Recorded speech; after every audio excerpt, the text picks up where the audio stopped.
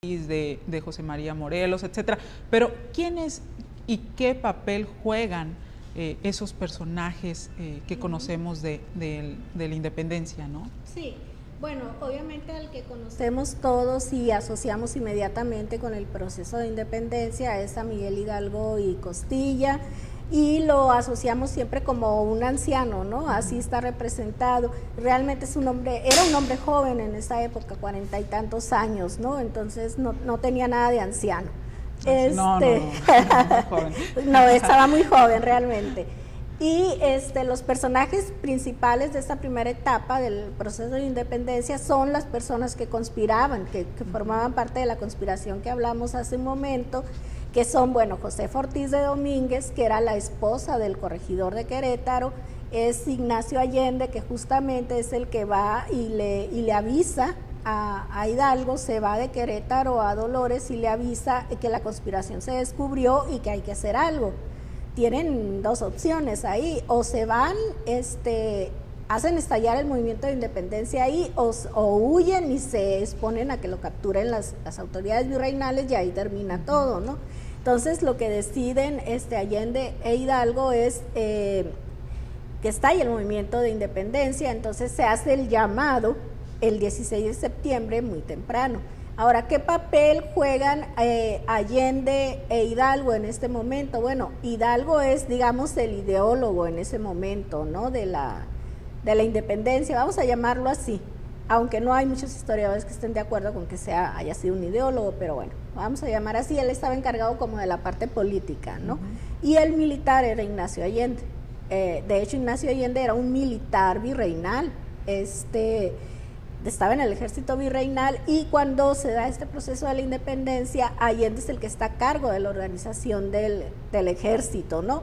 Pero ¿qué ejército? Es aquí, no hay ejército, ¿no? Es la gente, los campesinos, los artesanos, todos estos que se van uniendo a Hidalgo. Entonces, a esa gente que no tiene entrenamiento militar, que no conoce nada del ejército, a esa gente tiene que disciplinar Allende, ¿no? Entonces, obviamente no lo logra disciplinarlos tal cual, por eso se dan todos los desmanes que están relatados en las crónicas de la época, no en la historiografía actual. En las crónicas de la época dicen que van entrando a pueblos, van entrando a haciendas, incendian, roban, saquean, etcétera, ¿no?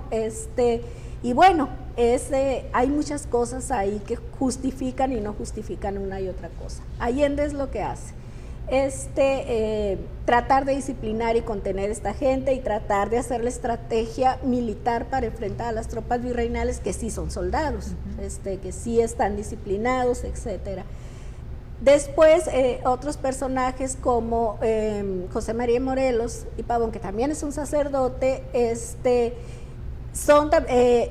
Morelos se ocupa más de la parte política y la militar. Encabeza los dos bandos, ¿no? Es estratégico, encabeza el ejército, cosa que no hizo exactamente Hidalgo. Hidalgo más bien se rodeaba de sus oficiales, ¿no?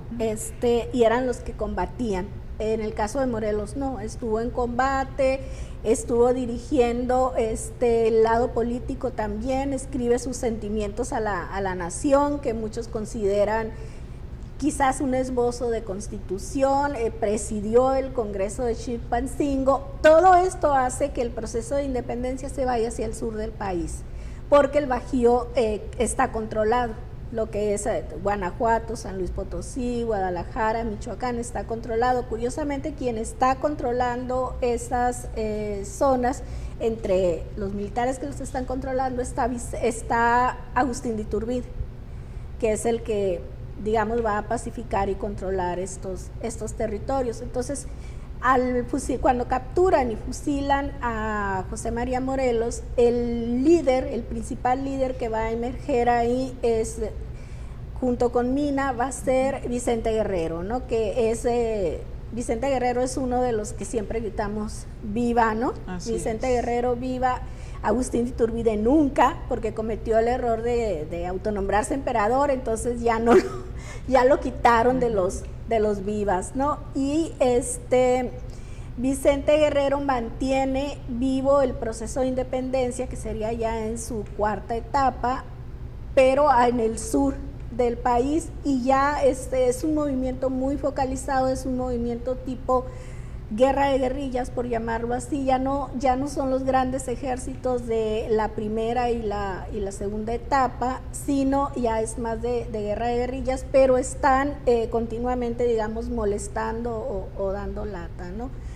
Entonces, ahí es cuando se da la unión, mandan a Agustín de Iturbide a combatir a Vicente Guerrero y resulta lo contrario, ¿no? Se aúna a él, se reúnen en Acatempan, es donde se dan el abrazo, y de ahí ese ejército va, de ahí van consiguiendo adhesiones hasta que el virrey que habían mandado en ese momento, que era Juan O'Donoghue, va a reconocer la independencia de México, a pesar de que él no tenía facultades para reconocerla, la reconoce porque no le queda de otra, ¿no? Entonces ya el 27 de septiembre entra el ejército trigarante triunfante a la Ciudad de México. Aquí lo curioso es porque se esperan hasta el 27 de septiembre, porque el 27 de septiembre era el cumpleaños de Iturbide, ¿no? Entonces, él conjunta su cumpleaños con la celebración de la independencia, ¿no? Excelente, y aquí estamos hablando ya de 4 épocas, ¿no? No fue así de que hoy, 16 de septiembre de 1810, y ya, no, fue todo un proceso. Exacto, fue todo y fueron, un proceso. hablamos de las 4 etapas, que fueron el primero, el grito de independencia o grito de Dolores, que lo conocemos, que es la campaña de José María Morelos, donde se caracteriza porque Morelos encabeza el mandato de las luchas, ¿no? La tercera etapa, las campañas de Guerrero y José Mina, y la cuarta etapa es donde nos dice del abrazo de Acatempan, ¿no? La consumación de la independencia. Exacto. Que se da 11 años después del inicio, que fue en 1810, se da el 27 de septiembre de 1821, y el 28 de septiembre de 1821 es cuando ya se da, ahora sí que, o se promulga el primer gobierno independiente. Es donde podemos decir nosotros entonces que celebramos la independencia de nuestro México, ¿no? Bueno, sí, digamos que el 27 de septiembre entra el ejército, se dice ya somos independientes, y el 27 a las 12:01, que ya es 28, ya está el imperio mexicano. Sí, porque México surge como nación, como imperio, como un imperio. Entonces se esperaba que al reconocer España, el imperio mexicano mandara un príncipe español a ser emperador de México. Esa esperanza se tuvo, ¿no? Hasta que se vio que no, que era imposible. Entonces, mediante acuerdos y maniobras políticas, Agustín de Iturbide consigue que a él el Congreso Constituyente lo elija como emperador, con el nombre de Agustín I. Entonces, este imperio de Agustín de Iturbide es un imperio efímero, ¿no? Dura 2 años aproximadamente, y es derrocado. Es derrocado, pero en ese transcurso logran instituir un estatuto que es, digamos, el documento previo, puede considerársele sí a una constitución. Y ahí, en este estatuto, van a solemnizar por primera vez el 16 de septiembre. Previamente, Morelos había solicitado al Congreso de Chilpancingo que se hiciera solemne, o sea, que se celebrara el 16, y el Congreso de Chilpancingo lo acepta.